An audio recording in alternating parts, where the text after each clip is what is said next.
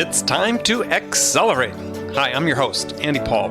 Join me as I host conversations with the leading experts in sales, marketing, sales automation, sales process, leadership, management, training, coaching, any resource that I believe to help you accelerate the growth of your sales, your business, and most importantly, you. Hello, and welcome to Accelerate. Yeah, I'm excited to talk with my guest today. Joining me is Mohit Garg, founder of MindTickle, a company that markets a sales readiness platform. Now, with the explosion in the number of companies releasing products into the sales technology space, has come with an increased number of platform categories. There's sales acceleration platform, sales development platform, sales enablement platform, sales engagement platform, just to name a few.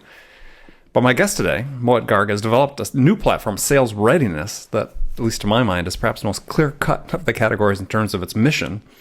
And he's going to talk to us about sales readiness and what it means for you. So, Mohit, welcome to the show. Thank you, Andy. It's great to be on the show. Thank you for the opportunity. Well, thanks for joining us. So, take a minute, introduce yourself, sort of give us some background on you. I'd be glad to. So my background is a combination of technology and business consulting prior to MindTickle. So I've been in the Valley for close to 20 years now, worked in 3 Silicon Valley startups, and was in the technology side of things, was always interested in how new products and solutions were disrupting the different spaces, supported the sales team in several ways as a technologist. Subsequently, at PwC, I was leading large projects and engagements, and I ended up selling services. And across the board, I could see a transition of how the nature of sales was changing, how the questions in sales discussions were getting more about how to communicate value proposition. So over the years, I gravitated towards sales technology. In 2012, I co-founded MindTickle with 3 more like-minded people, and we built a platform for gamified and engaging learning, which has morphed and evolved over the years to where we coined the term sales readiness because, like you so rightly mentioned, and thank you for your kind words, Andy, we wanted this to communicate the outcomes that our technology needs to deliver. Mm-hmm. And the outcome we want to deliver is for the customer-facing staff and salespeople to be ready to deliver great customer experience and deliver on their objectives in terms of sales numbers. So as a founder of one of the founders of the team, I have led our go-to-market efforts internally at MindTickle. So I dog food our own product. So I'm the user of our own technology. Well, good. So I lead sales and marketing at MindTickle, and it's been a rewarding learning journey. I've met so many great people. I continue to be extremely excited about this space. All right. So first question before we jump into the serious stuff. So where'd the name come from? Yeah, so the name was a lengthy discussion which spanned over a couple of weeks where we wanted to bring about a few themes. First, we wanted to challenge the dull, boring, and uninspiring enterprise sort of expectation of enterprise name and those gray fonts. So we wanted to be different. So that name really captured the essence of consumerization of the enterprise. And secondly, we wanted to communicate how you need to make the process of learning and absorption of the information that salespeople need to succeed to be fun and not intimidating, right? So we don't believe in draconian ways of beating down on salespeople and get them up to speed. So we thought that name really captured the essence of what we wanted to represent in a brand. And we're really proud and very excited about the name, and it's loved by our customers as well. Oh, good. Well, and also it has the virtue of having no X, no Z, or no Q in it, which seemed to be a problem with most tech companies. And an available domain name. Well, certainly. That's why I think that's why there are so many X's and Z's in those names. So, yeah, if you pair 2 Z's together, your odds of getting the domain go up quite a bit. But okay, so in your mind, when you're starting this, and readiness has several dimensions. You talk about onboarding, you talk about ongoing training, keeping sort of continuous learning process that salespeople really need to go through. So let's sort of start with the fundamental thing. Is, in your mind, what was wrong with conventional sales training? Yep, that's a great question. And this is a great place to start this conversation, Andy, because it's not like sales training hasn't existed. right? It's been existed for almost as long as sales has existed. Yes. But the question that people ask about MindTickle is why, and I think the better question is why now, right? And that's the background on which I want to build my argument. If you look at what's happened over the last perhaps 10 years, is that the nature of the sales process has changed significantly, right? Number one, if you think about the environment in which salespeople operate, it's a much more dynamic environment. There's something called business cycles. The business cycles have shortened. So an example of a technology product company business cycle would be how often do you update the product? How often do you enter new markets? How often does a new competitor come and challenge you? That process used to be maybe 6 months, 1 year, couple of years in some industries. These days, those kind of dynamic changes have to be adapted to in a matter of weeks. So a sales rep has to deal with how often product is getting updated, which could be a matter of weeks, or new objections coming on the field, which could be a matter of weeks. So the velocity of how sales reps need to be updated, that has increased significantly. And the old age methodologies of doing a boot camp every quarter or putting people into a classroom or doing a webinar every month, they were not designed to cater to such a dynamic environment. So well, and actually, people's minds don't work that way anyway, and because people can't retain knowledge. I mean, it's not saying it's a problem, but it's just a general problem with people in general. The studies have shown that you sit in a classroom, within 30 days, you've lost 90% of what you learned. Great point, Andy. Yeah, and that is the second part of my argument, because once you've answered about the business context on why such a gap exists in the market, the second question to ask is how do you fill that gap? Right? And the way you fill that gap is put the salesperson in the center of your sales readiness strategy. And you think about what would make the salesperson successful, right? And that's where you turn it on its head, as opposed to providing a pull environment where you provide a wiki or a repository and say, you know what, now I have an online method of keeping my reps up to date, and I'm going to build a repository with 200 documents. Now, that isn't exactly solving the problem. So it's about combining the user interactions with the right engagement techniques, the right user experience. It's about looking at data in a certain way that you're designing for usage and not just for shelfware. So those have been many of the ways we've been very successful at addressing this challenge that most organizations face today. Yeah. So it's been a learning journey for us. I think our product and solution today is evolved significantly from 4 years back when we started on this journey. And we are hungry learners. So one of the ways we think we'll thrive and succeed and help our customers is because we're never taking our success for granted. Okay. No, which is very apropos for a company that's in the training and the learning business. So absolutely. Let's go through some of the challenges that you confront when companies confront, when they're in the sales business, and one certainly is hiring and onboarding new employees.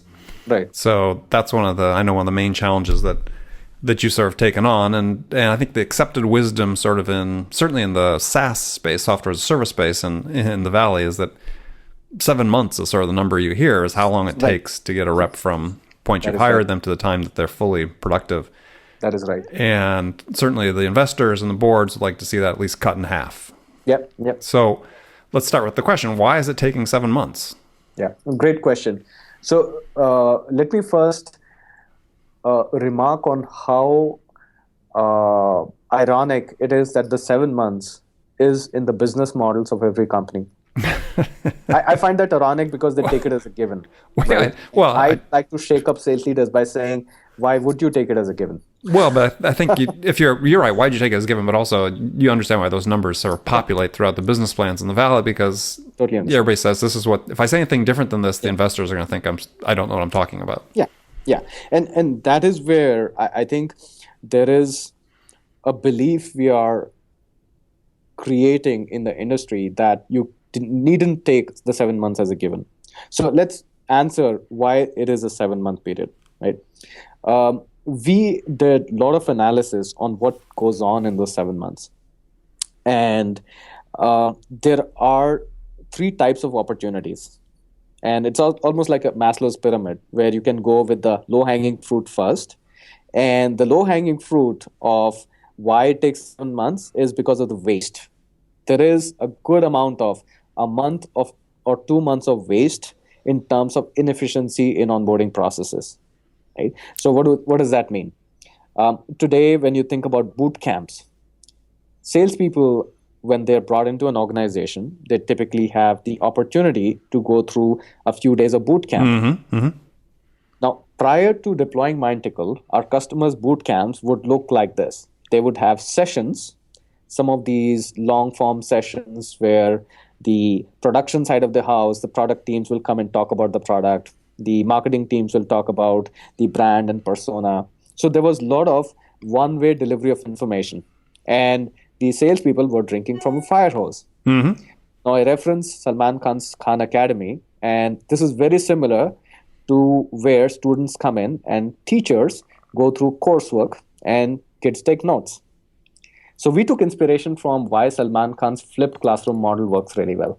The reason Khan Academy does a great job, and this has been proven in several of the Bay Area schools where this has been implemented, if kids could take their pre-work and read up a chapter before they come into class, and in class, the teacher facilitates discussions. That makes for a richer experience, richer discussions, and better absorption.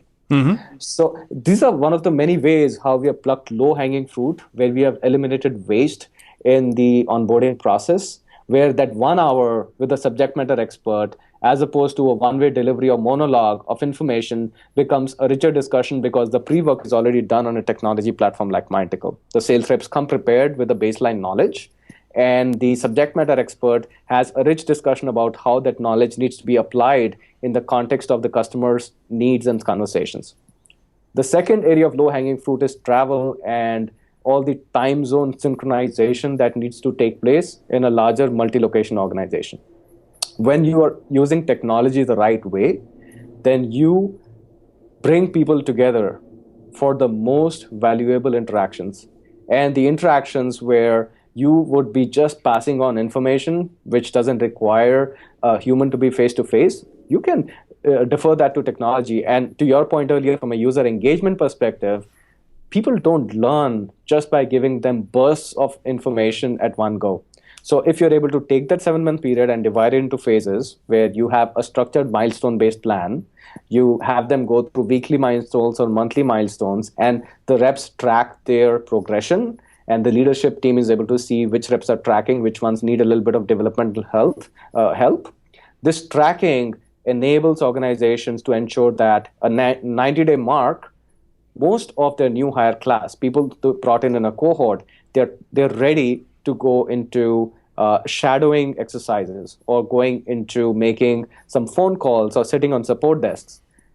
We are, among many other opportunities, helping companies put a structure around the onboarding process, put milestones, put measurement, leverage technology the right way in a flipped classroom model, and compress the onboarding cycle. So last thing I would add is we have measured before after, and we have data points. And one of our customer, Avalara, worked very closely with us. We're very appreciative of the rigor they brought into this process, and they were able to measure, just because of low-hanging fruit, they were able to reduce the new hire ramp time by 40 days. Think about 40 days of additional revenue generation capacity. Sure. That's going to be huge for any sales leader. Sure, when you're paying the salary of the people that are there, absolutely. Big time. Big time. So, yeah, I mean, I think one of the great things I saw about onboarding recently was, have you read Mark Roberge's book, The Sales Acceleration Formula? Oh, yeah. Yeah. Mark's great. Yeah, a great book. And what they talk about is how they actually involve the people in their actual work as part of their training. And it seems like you sort of do that as well. At least I understood looking at the product, is that through the role play capability, that, you know, it's just not sitting in a classroom absorbing, but they're actually having to engage in activities that can be measured, coached, and so on. Right. And those are the top two layers of that proverbial pyramid, right? So one is reducing waste. Second is providing practice in context of real customer scenarios. So if you only think about onboarding as knowledge acquisition, I don't think people think of that, but some people do. That's not the idea. The idea is how our customer-facing teams, sales team, customer success, sales engineers, applying that knowledge in context of the customer's context and needs. Right. So with the role play capability and some of the technology investments you've made, we provide a safe practice environment where you can paint a scenario. You can give the example of a certain prospect, which could be pulled from your own real examples. And you can give the buyer persona, company persona, and ask an account executive and say, hey, an SDR just qualified a prospect. These are the qualification notes. These are the people that you're going to call into. Can you deliver a 2-minute elevator pitch? And after you've delivered your own elevator pitch, we're going to show you best practice videos on how the best sales reps in the organization are delivering that elevator pitch. And you could do the same with objection handling and pricing discussions and whatnot. Okay. Codifying the sales process really helps, and giving that practice really helps. That's the second layer of how we provide faster onboarding. The role play is such a key way to train people. So what you're doing is you're doing this through video. And so a couple questions that sort of come to mind. One is like the elevator pitch. They're getting on your system, they're recording a video. That's just them into the camera. Is, let's say, like an elevator pitch. But then do they have the capability of doing interactive role play as well? Yeah. So this is where I like to draw upon the areas where technology does a great job and can be applied, and areas where technology gets too complex to be usable. Mm-hmm. Right? So when we think about developing technology and products, we think about how practical is the use case to be solved through technology. And when we applied this lens to this opportunity to role play and create mastery of the talk track, we found that any sales leader that we spoke with, and we challenged them and we said, can you think about few talk tracks or customer situations or conversations that if your salespeople could master, you would have 80% confidence that they're going to win in every conversation. And the sales leaders came up with a list. So we got a list all the way from how do they explain pricing to how do they position my solution versus a competitor solution. And that's the exercise we encourage each sales leader to do when they sign up with MindTickle. And the reality is sales conversations can be codified, not scripted. So this is where I become very specific about the terminology. Scripting sales conversation, we all know, has huge perils. In some very limited environments, it can work. But codification is where you become best practices, you bring right stories, you interweave the right sound bites that connect with the prospect. Codification doesn't have to be necessarily a bidirectional interchange. Creating a bidirectional interchange will require time zone synchronization. It will create the same kind of challenges that a traditional webinar or a classroom type of method has. You have to have the instructor's availability at the same time you have the student's availability. We didn't want to recreate the same challenges. So we do not do bidirectional role play. We have templates and best practices by which you can break down the opportunity stages into sales conversations, how an SDR would benefit from practice on how to leave voicemail, how to create urgency, whereas an AE would benefit from practicing a close-up conversation or demonstrating ROI. So breaking it down is key for succeeding with the role play strategy. And we do not only provide technology, we do a great job at providing the consulting and best practices on how salespeople should be using MindTickle to get the best of codification and mastery of the talk track. Okay. Yeah, I'm thinking about that. I mean, I the problem with, sort of no interactivity on some role play is that you need to have that feedback. It's like a performer. That's trouble with sales. I mean, sales is performance art in many respects, right? And so part of what you say elicits a response, and so what you have to say next in a real conversation, the back and forth, is sort of based on that response you get. And that's your codification. I agree 100%. That's really important because you codify questions and answers, questions, follow-on questions to your follow-on questions, and so on.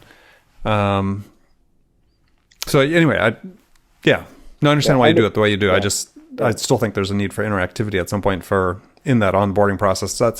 It could be just maybe how people learn how to model the behavior is really the critical thing there. Right. I would like to add to that, Andy, and we're not doing away with the role of a mentor or a coach or a manager, right?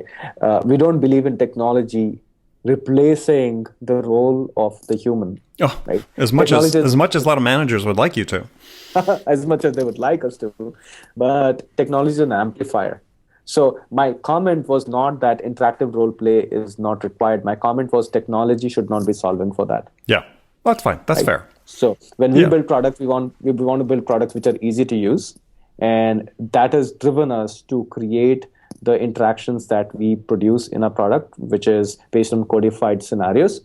Our customers combine the MindTickle practice with real life discussions with mentors and senior leadership and senior salespeople. And that combination is explosive. It provides so much value because you're getting the boost of both. You've got a safe environment to practice as a salesperson, get the feedback. So MindTickle does have feedback loops. They're not real time. The feedback comes back when at the evening or the next day, the reviewer gets time to watch that video and provide feedback, and combine that with real interactive discussions. So that combination works out really well. Good. All right. So the next thing that you do, in addition to the role plays, then is reinforcement. And this sort of, I think, harkens back to your gamification when you started the company. That's right. Is sort of in the moment advice and tips and techniques and updated product knowledge even that are delivered to the reps. And I sort of like this idea of you're prepping for a call, and before you hop on the call, you give yourself a little quick product test or something. Right. And this is where, when I speak with sales leaders, the question I ask them is, if as a VP of sales, you were in a board meeting, and in the board meeting, the leadership decided to enter a new vertical, create a new value proposition, or pivot into a different direction. How many days does it take between that board meeting to when the salespeople start playing out that new messaging in the sales conversations? And the answer could vary anywhere between 3 weeks to 3 months. Sometimes it takes a quarter to realign your sales team. Sure. Right? Absolutely. Now, MindTickle helps compress that timeline because we provide this very agile way of communicating dynamic information and change. So an example would be as simple as that same weekend after that board meeting, the VP of sales goes on the webcam, records themselves a message to the sales team, pushes it out, and it goes as a push notification on everybody's mobile app. Within 2 days, MindTickle data will show you that 60 to 70% of the sales team would have consumed that video and reacted to it. So they would have either liked that video, posted a comment, or answered a question in the quiz, and demonstrate that they have consumed the video, they understand what the new direction is, and a confirmatory test that, yes, I know enough to now start playing this out. And you can even confirm it with a role play where this person says, hey, this is a recording of how I'm going to play out this messaging. And then we have intelligent reminders where some people who didn't get to it in the next 3 days, they start getting those smart push notifications and email reminders saying, hey, this is a really critical update pushed by Joe Smith, the VP sales, and he needs you to have this as part of your messaging by week 2. So we do this intelligent reminders. So especially for large distributed teams, this is a great complement to the Monday call. On Monday call, VP Sales gets on the call and says, guys, we had this board meeting. This is our new messaging. Great. Now, how many of you have already played the message? Half of them has already played that message. So because of technology now becoming part of the workflows on how sales leaders and teams, sales operations teams, sales enablement teams are closing this information gap, getting new updates, new features, new objections, all of these real time. It takes less than 15 minutes. It takes 10 minutes to publish a new update. We're closing that gap, which earlier would be 2 weeks, 3 weeks of production time to get a marketing approved message going out to the sales team. That model doesn't work in an agile environment anymore. Yeah, no, I think it's a great approach. It's all mobile based, which is really important for today's sales force. And Yeah, and the constant reinforcement, learning best effectives we talked about earlier in small bites and in continuous learning. That's right. That's not episodic. And that's, I think, really the two things that you're beginning to address. Maybe when we finish the conversation, I've got another idea for you. But love to hear that. But I think it's the right approach because you have to engage sales reps all the time. And one of the big culture changes I think that's happening, you talked about the dynamic business environment, is that the gap that still exists is that sales reps in general don't look at learning being one of the core skills that's required for their job. And there's been good books written about this recently, but that's really critical. That they say, okay, I'm prepared to invest less time watching TV to be able to learn more about my job and my skills because it's really demanding because it's changing so fast. Absolutely. Yeah. So one advice there is don't call it training, don't call it learning, call it sales readiness. It changes the mindset. And that's what sales readiness. Accomplish. Yeah, absolutely. Sales readiness. I like that. I'll steal it. I'll use it in my own work. So that's good. We'll support you with that. So, well, good. Well, great information. We're going to move to the last segment of the show where I have some standard questions I ask my guests. First one's a hypothetical scenario I pose to everybody. And this is, you're the star of the hypothetical scenario. You've just been hired as a new sales leader for a company whose sales have stalled out and they're kind of stuck. And senior management wants change in a hurry. So what two things would you do your first week on the job that could have the biggest impact? So if I'm a sales leader and the sales are stuck, then... Yeah, it doesn't mean they necessarily stop, but they're not going where they need to be going. Yeah, great point. So I would investigate, there are always two parts of the problem. It's either not meant to be sold or it's not being sold right. So first thing I would do is investigate if it is the value proposition itself has a challenge or the process has a challenge. And the easy litmus test to figure that out.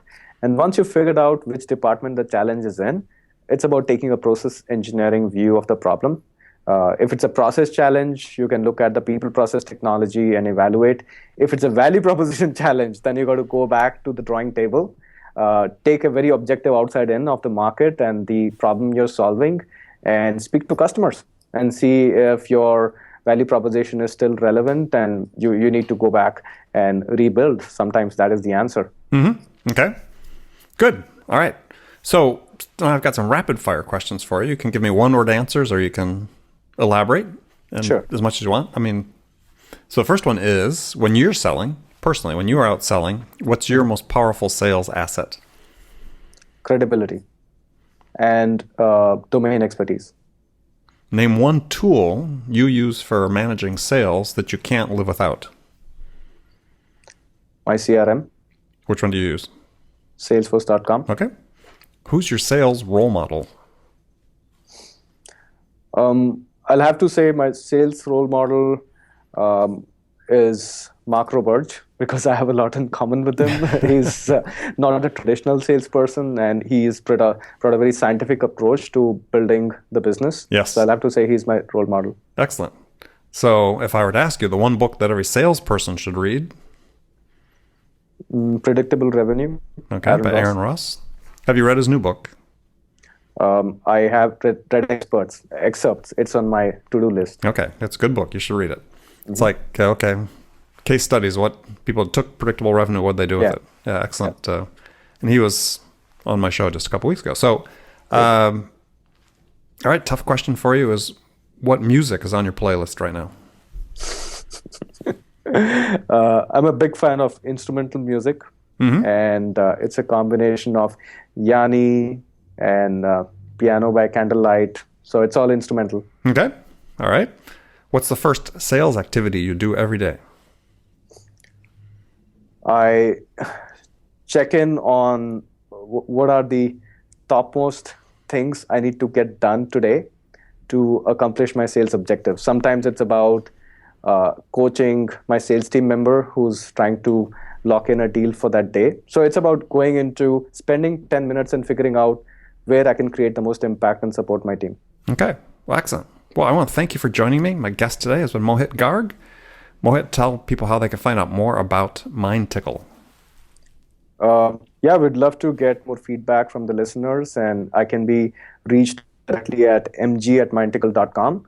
As for my company's products and learning more about how we help our customers succeed, you can learn at mindtickle.com or follow our handle on Twitter at MindTickle. And love to hear from you on Twitter. My handle is Mohgar. It's Mohgar. Okay, excellent. And yeah, all this information will be on the show notes page. So if you didn't write that down in time, it's going to be there. You can find that and how to get hold of Mohit. So thank you very much again for being on the show. And remember, friends, make it a part of your day every day to deliberately learn something new to help you accelerate your success. And I say this every day. It's not just this episode. So one easy way to do that is to make Accelerate a part of your daily routine. You can listen to it first thing in the morning on your commute, in the gym, or maybe include it as part of your morning sales huddle. But make sure you don't miss any of my conversations with top business experts like my guest today, Mohit Garg, who shared his expertise about how to accelerate the readiness of your sales team. So thanks for joining us, and until next time, this is Andy Paul. Good selling, everyone. Thanks for listening to the show. If you like what you heard and want to make sure you don't miss any upcoming episodes, please subscribe to this podcast on iTunes or Stitcher.com. For more information about today's guest, visit my website at andypaul.com.